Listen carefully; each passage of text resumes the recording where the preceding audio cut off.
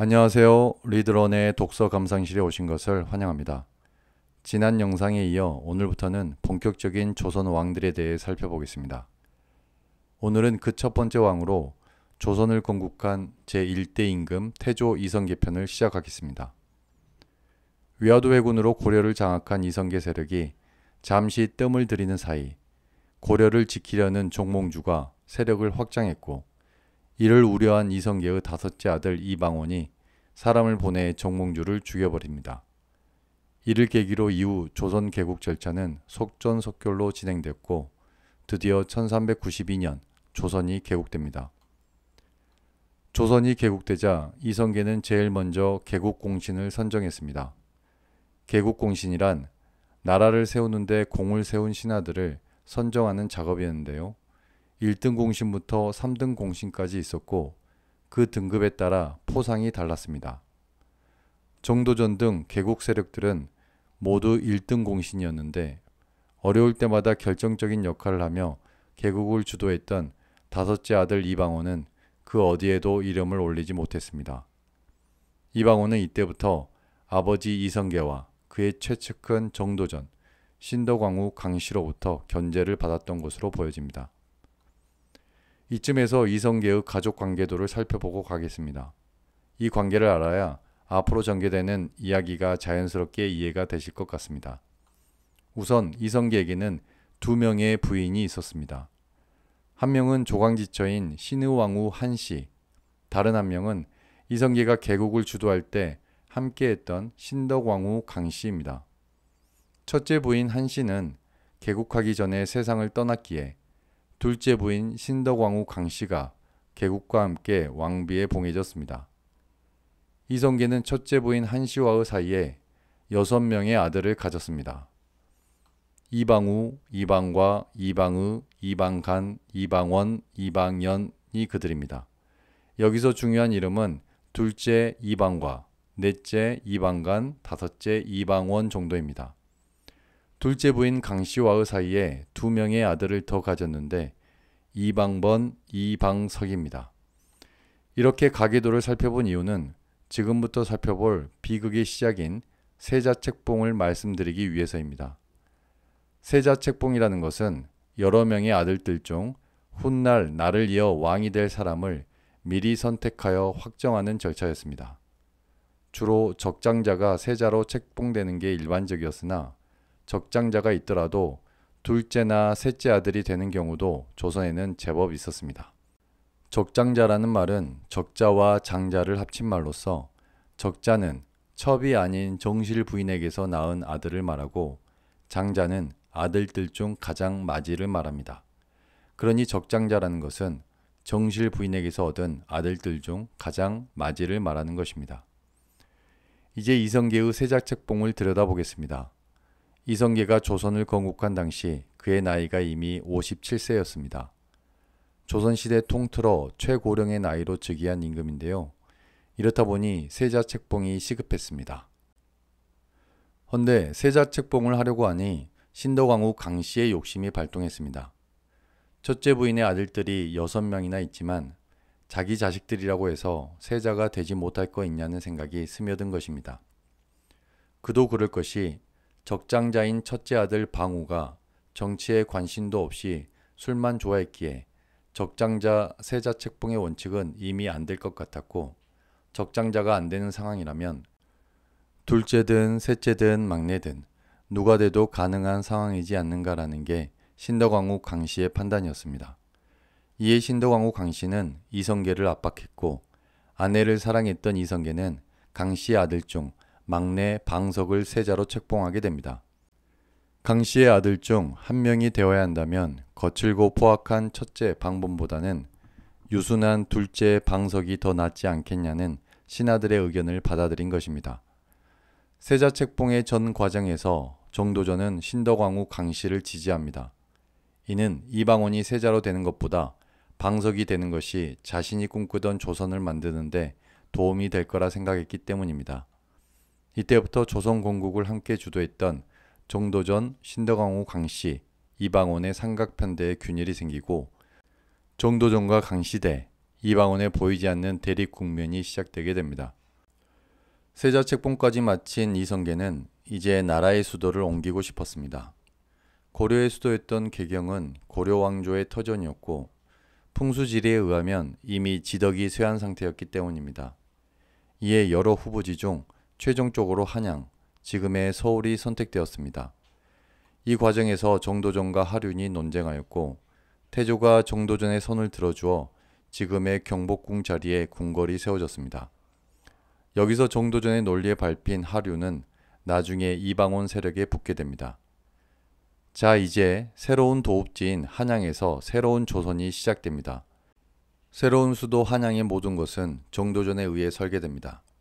정도전은 불교를 배척하고 유교, 그 중에서도 성리학을 신봉하는 유학자였기에 그가 만든 한양도 철저히 유교적인 사상으로 만들어졌습니다. 정도전은 경복궁의 경복을 복을 누리소서라는 뜻으로 시경 주화편에 나오는 문구에서 빌려 이름을 지었고 유교의 인의예지 신을 따서 동서남북문의 이름을 지었습니다. 동서남북문의 순서대로 흥인지문, 도니문, 숭례문, 홍지문이 그것입니다. 그리고 마지막으로 타종식을 하는 곳인 보신각에 신을 집어넣었습니다. 자, 이렇게 한양을 유교적 색채로 그렸던 정도전, 그가 꿈꾸던 조선은 어떤 나라였을까요? 가장 핵심적으로 말한다면 재상 중심, 신권 중심의 나라였습니다. 여기서 재상이나 신은 신하를 말합니다. 왕에 대비되는 말인 것이죠. 왕의 모든 권력이 집중되어 왕의 능력에 따라 국가의 운명이 결정되는 왕권 중심이 아닌 누가 왕이 되더라도 큰 차이 없이 안정된 국정 운영을 할 수 있게 만드는 시스템. 정도전은 그것을 만들고 싶었습니다. 지금 생각해보면 굉장히 앞서간 생각이었던 것 같습니다. 여튼 그런 생각을 갖고 있었기에 정도전의 입장에서 다음 왕이 누가 될 것인가는 굉장히 중요한 문제였고 이방원과 같은 강성이 왕이 되면 안 된다고 판단을 했을 것입니다. 한편 조선이 건국될 당시 중국 명나라도 건국 초기의 상황이었습니다. 원나라를 북쪽으로 몰아내고 이제 막 중국의 주인이 된 명나라는 신생국가 조선을 인정하면서도 고명과 금인은 내려주지 않았습니다. 고명은 일종의 임명장이었고 금인은 도장이었습니다. 당시 동아시아에서는 대국인 중국의 황제로부터 고명과 금인을 받아야 진정한 국가로 인정받는 분위기였는데 명나라의 황제 주원장은 이를 내려주지 않았던 것입니다. 참고로 명나라의 황제 이름은 주원장입니다. 그럼 홍무제는 뭐냐? 당시 명나라의 연호는 각 왕들마다 달랐고 주원장 때 사용했던 연호가 홍무였기 때문에 주원장을 홍무제라고도 불렀습니다. 여튼 이런 상황에서 표전 문제가 생깁니다. 표전이란 표문과 전문을 말합니다. 우리나라 임금이 중국의 황제에게 올리는 글을 표문이라고 하고 황후나 황태자에게 올리는 글을 전문이라고 하는데 이는 전통적으로 조선의 사신들이 중국을 방문할 때 바친 글을 말합니다. 1397년 명나라 홍무제는 갑자기 표전에 적힌 글귀가 상당히 모욕적이라며 조선에서 온 사신을 억류했고 표전을 작성한 정도전을 잡아오라고 콕 집어 얘기합니다. 이성계는 자신의 최고 절친 정도전을 명나라에 보낼 수 없었기에 다른 신하들을 대신 보냈고 정도전이 작성한 것이 아니라고 해명하면서 사건은 일단락되었습니다. 그러나 이 사건으로 정도전은 이성계에게 요동을 정벌하자고 제안합니다. 네, 맞습니다. 정도전은 명나라와의 전쟁을 제안한 것입니다. 동시에 요동 정벌에 필요한 군사력을 보충한다는 이유로 왕자, 종친, 공신들이 보유하고 있는 모든 사병을 해산하고 관군에 편입시키는 사병혁파를 추진합니다. 당시 왕자들과 신하들에게는 자신들을 지키는 개인 병사들이 있었습니다. 이를 사병이라고 했는데 정도전은 이 사병들을 모두 없애고 정부군인 관군에 모두 편입하라고 한 것입니다. 이는 사병을 갖고 있었던 왕자들의 힘을 빼앗는 것이었으며 이 소식을 들은 이방원은 이제 결단을 내려야 할 때가 왔음을 직감합니다. 인생 위기 때마다 결정적인 승부수를 던져 상황을 반전시켜왔던 동물적인 감각의 소유자 이방원. 그는 이번에도 강력한 승부수를 던집니다. 바로 제1차 왕자의 난입니다. 이때 이방원에게 힘을 줬던 사람이 바로 그의 아내 원경왕후 민씨였습니다. 그녀는 이방원에게 미리 마련해둔 무기를 보여주고 장롱 속에 있는 갑옷을 입혀주면서 때가 되었다고 용기를 불어넣어줍니다. 이방원은 결국 자신의 사병을 이끌고 가 무방비 상태였던 정도전을 죽이고 이복 형제인 방번과 세자 방석까지 모두 죽입니다. 당시 이성계는 병환 중이었습니다. 역사에서 만약이란 의미가 없지만 만약 이성계가 병환 중이 아니었다면 어땠을까요? 백전노장 이성계가 직접 갑옷을 입고 이방원 세력들을 상대했더라면 아무리 이방원이라고 해도 아버지를 상대로 난을 벌일 수 있었을까요? 이방원의 입장에서는 참 다행스러운 일이었습니다. 여튼 이성계는 하루아침에 자신이 가장 믿고 의지했던 신하 정도전과 두 아들들을 잃었습니다. 난을 마무리한 이방원은 권력의 핵심에 급부상하게 되었습니다. 곧바로 왕위에 오를 수 있었으나 대의 명분과 민심을 생각하여 일단 둘째 형인 방과를 앞으로 내세우니 그가 바로 조선의 두 번째 왕 정종입니다.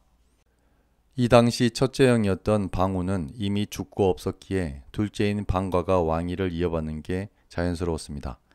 정종에 대해서는 정종편에서 더 자세히 다루도록 하겠습니다.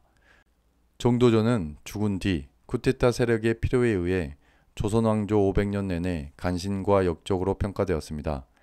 특히 이방원은 정도전을 더욱 처절히 까기 위해 고려 말에 그와 대척점에 있었던 정몽주에게 충신의 이미지를 입혔습니다. 조선을 건국하고 설계한 정도전은 조선 왕조 내내 역적으로 평가받았고 조선의 건국을 끝까지 반대했던 정몽주는 조선 왕조 내내 충신으로 평가받는 아이러니한 상황이 되었던 것입니다. 이런 정도전의 평가는 조선 말 흥선대원군에 의해 회복되었고 오늘날의 평가는 대체로 시대를 앞서갔던 개혁 정치가로 평가되고 있습니다. 이렇게 태조 이성계는 제1차 왕자의 난을 계기로 둘째 방과에게 왕위를 물려주고 자신은 상왕으로 물러났습니다. 이후 제2차 왕자의 난이 일어나는데 그것은 이방원의 바로 위 넷째 형인 방간이 일으킨 난으로 바로 방원에 의해 진압됩니다. 2차 왕자의 난은 다음 주 정종편에서 더 자세히 살펴보겠습니다. 여기까지 태조 이성계 편의 조선왕조실록을 한걸음에 살펴보았습니다. 살짝 아쉬워서 신덕왕후 강씨의 왕릉과 관련된 이야기 하나만 더 보고 마무리 짓겠습니다. 신덕왕후 강씨는 제1차 왕자의 난이 일어나기 2년 전인 1396년에 사망했습니다.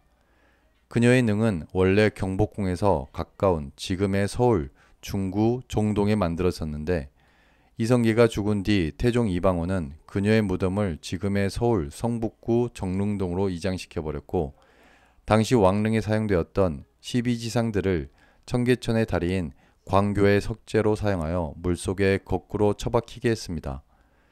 이방원이 얼마나 신덕왕후를 미워했는지 알 수 있는 대목입니다. 영화 건축학개론에서 건축학개론의 교수가 제주도에서 서울 정릉동으로 이사온 수지에게 정릉이 누구의 능인지 물어보는 장면이 나옵니다. 이때 수지는 정릉이라는 이름 때문에 정종, 정조, 정약용이라고 자신 없게 대답합니다만 그 정릉이 바로 신덕왕후 강씨의 능이라는 것을 나중에 알게 됩니다. 이상으로 조선 1대 임금 태조 이성계 편을 모두 마치도록 하겠습니다. 다음은 조선 2대 임금 정종으로 돌아오겠습니다. 여기까지 유익하셨다면 구독, 좋아요, 알림 설정 부탁드립니다. 감사합니다.